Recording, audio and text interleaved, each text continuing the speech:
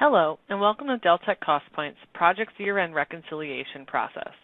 By the end of this video, you will understand the processes for reconciling project's data.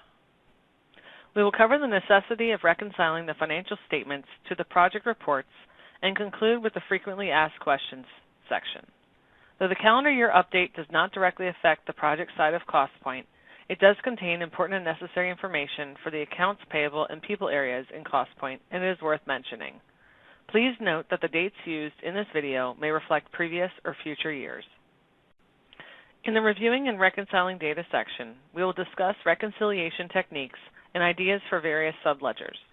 On the project side, it is important to reconcile the Project Status Report, PSR, and the Statement of Indirect Expenses, SIE. It is recommended to complete this at each period end as well as at year end. You must print a PSR to reconcile the information on it. You can print it at the top level, the revenue level, or at the charging level, depending on how and what you are reconciling. You should print PSRs for your project as of a given period in time and compare the expense and revenue figures to your income statement for the same period. Labor, non-labor, indirect costs, and revenue should tie to each other on these two reports. It is important to note that if you have work in process, WIP projects, you will have to tie that data to the balance sheet using the trial balance.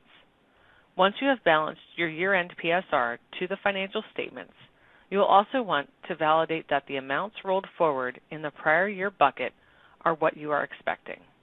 To do this, you compare the contract-to-date column values of each of your year-end PSRs to the prior year column values found in the PSR of period 1 in your new fiscal year.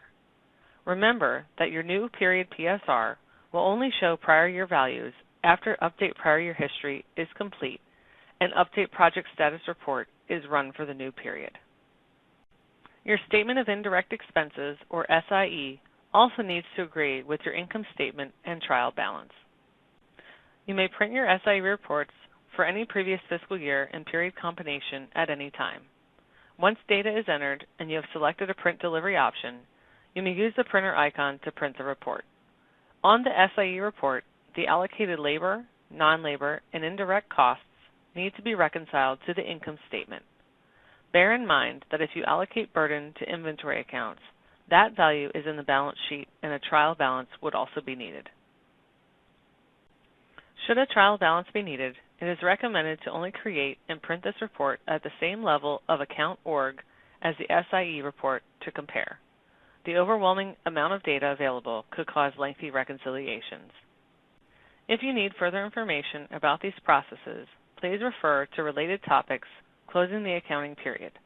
You may access Closing the Accounting Period by selecting Help in the ribbon at the top of the Costpoint screen, then select Help from the drop-down list. Using the menu items on the left of the screen, navigate to Accounting, General Ledger Overview, Related Topics. If you wish for a more in-depth training session on reconciling data for month-end, please register for our Costpoint General Ledger and month-end training class in Deltek Learning Zone. Here you will find a list of frequently asked questions. Please review them at your leisure. Simply pause the video to read and then press play to resume the video. We hope they will help you with your year-end closing process for project reconciliation. We hope you found this video informative and helpful.